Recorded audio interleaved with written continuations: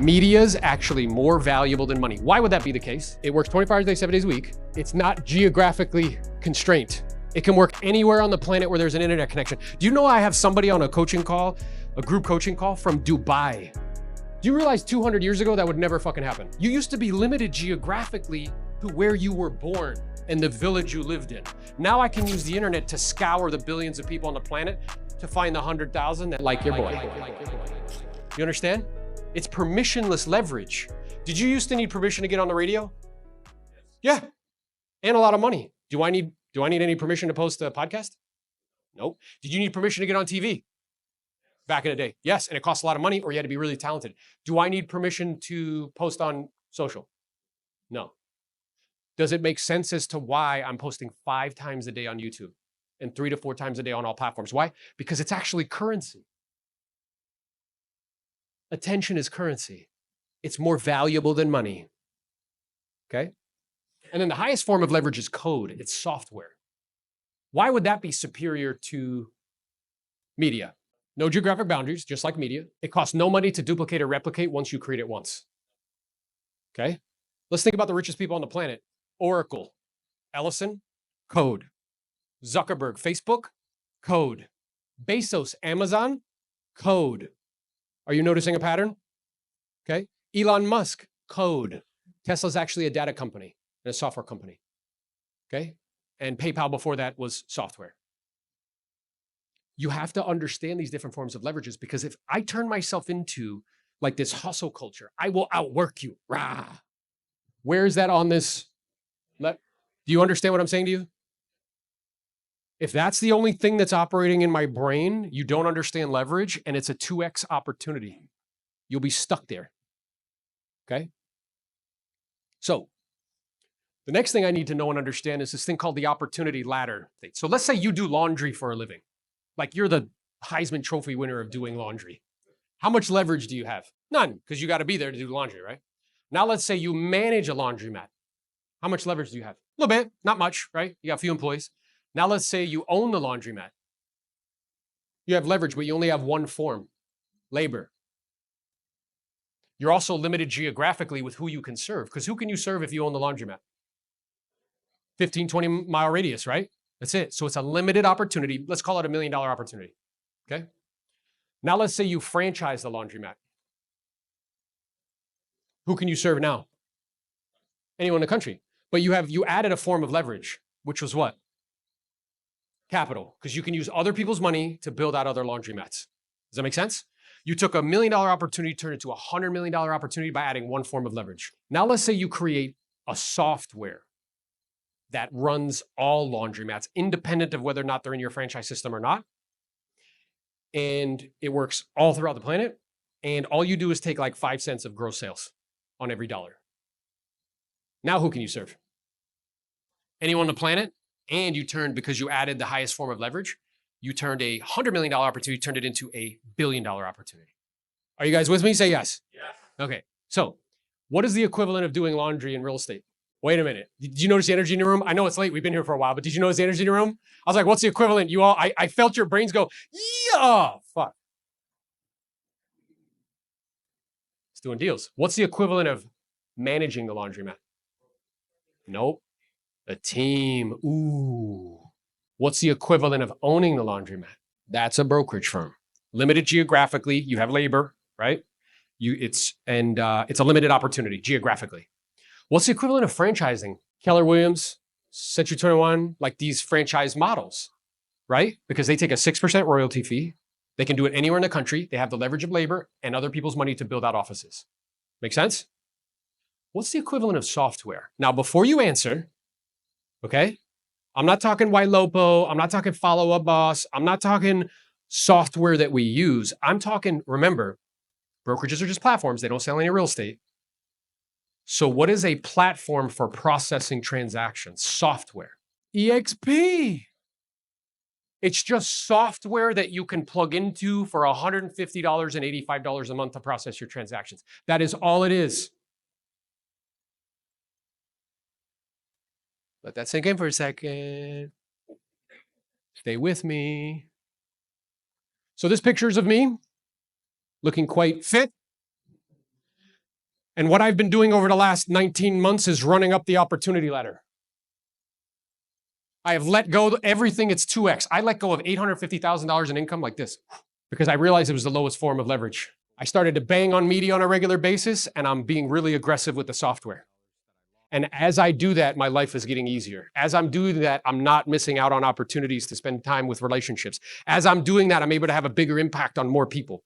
Why do I feel like the next 3 to 5 years is going to be the golden era of agent attraction? Couple things, okay? We have a lot of disruption happening in our industry, but this chart says it all. The company retained dollar to brokerage firms over the last 50 years has gone, meaning for every dollar that comes into the brokerage firm, they used to keep 50% of it, 50 cents. They are currently keeping between 10 and 11%. That is a massive compression of net. They only have 3 ways to deal with it. Raise fees, which they've been doing. What else? Volume. They got to do more ancillary services, or they have to get rid of staff and space. Do you know what eXp has done? Gotten rid of staff and space. This is called the facts. There's no way around this. You can give me all this other bullshit and all this other hype and stuff. Show me the money. In the short term, the stock market is a voting machine. I think. Do you know what it is in the long term? A fucking weighing machine. Who's making money? Right? This tells us that the majority of brokers are not making money. Now, this next stat is pretty wild. There's 120,000 brokers in the United States. 70% of them have less than 10 agents. What do we know about that broker? They are in production because they're not making no money otherwise. Volume went from 6 million to 3.9 million last year. So if you were that broker in production, not making any money off that, what would be the logical thing you would do? I'd want to go back into production full time. Or I would want to outsource the brokerage to something like a cloud-based brokerage firm who does all the paperwork and does all that stuff so you could just focus on attracting agents and doing deals. Is this making sense to you? Say yes. Yes. Okay. And then the last thing I believe, in my opinion, as to part of the reason why this is going to be the biggest opportunity of my lifetime and why I'm taking it so seriously, is this thing in game theory called a Schelling point. And what a Schelling point is if you have 2 competitors that can never speak to each other, with a high degree of probability, they are going to converge on the same thing with no communication. So in other words, let's say I'm selling widgets for $10 and Dan's selling widgets for $13. Do not be surprised in 3 to 5 years if we're both selling them for $12. We will converge on the same thing. Do you know what I see happening in the brokerage industry? We're all converging on the same thing, which is you have to get rid of staff and space. Nobody's talking to each other, but they're converging on the same thing, and they're converging on caps, and they're converging on equity and rev share. Does that make sense? Without actually speaking to each other. So people have a choice, because I know that there's other cloud-based brokerages out there. And what I tell them is like, look, you could either go with something's proven at scale and profitable, $120 million in the bank, debt-free, and their stock pays a dividend, or a startup that's unproven.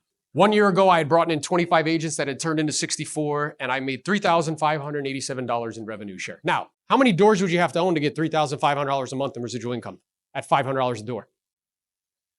A bunch. That's a bunch of those down payments. So it's okay. It's not bad. Pays for housing, pays for perhaps some transportation. Here's where it is today, a year later. That number's actually a little light, but it's 233 agents, $14,800 last month. Guys, I need you guys to understand something. $14,800 a month in residual income is the equivalent of $2.6 million invested at 6%. How much of the 2.6 do you currently have? How much do you need? And how long would it take for you? And how many fucking houses that have cat farms? And how much time would you have to spend to get that? A lifetime? 20 years? 30 years? I did it in 19 months, and you could do the exact same thing.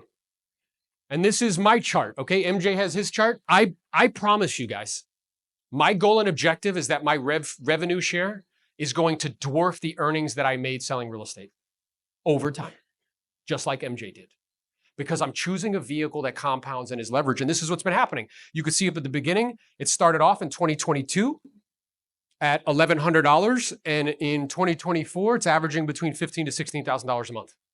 Now, this has allowed me, this vehicle, to no longer miss soccer games. It has allowed me to make investments in personal relationships. It has allowed me to start a Bible study because I have time for it. It's allowed me to take care of my health. I was skinny fat before, okay? Like out of shape because I was pouring all of my energy into selling real estate in high volume. It's allowed me to reclaim time. So I implore you, okay?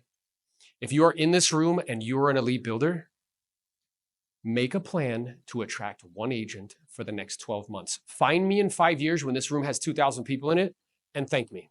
Find somebody in the room that invited you. If you want to have a confidential conversation about it, we're more than happy to do so because we're going to thousands. Just like Drake says, we'll do it with you or we'll do it without you. Either one's fine.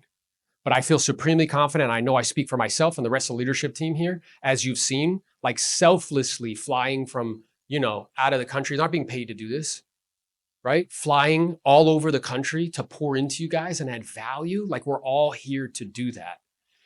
And what I'd like to do to, end our time together in this section is I'm going to end our meeting the same way I end all my meetings with 2 claps and a Ric Flair. So that requires everybody stand up. Come on, I want the energy. And I want the people upstairs to be like, what the fuck are they doing down there? Okay? So everybody get this? Say yes? Yes. Okay, good. Ooh, you feel the energy? I fucking love it, bro. I love it. You ready? Give me 2 claps and a Ric Flair. Listen, we appreciate you guys. Thanks so much for coming out. The price is right, because if you're hanging out with Jose and Aaron, we're going to teach you how to price property effectively and efficiently the first time around.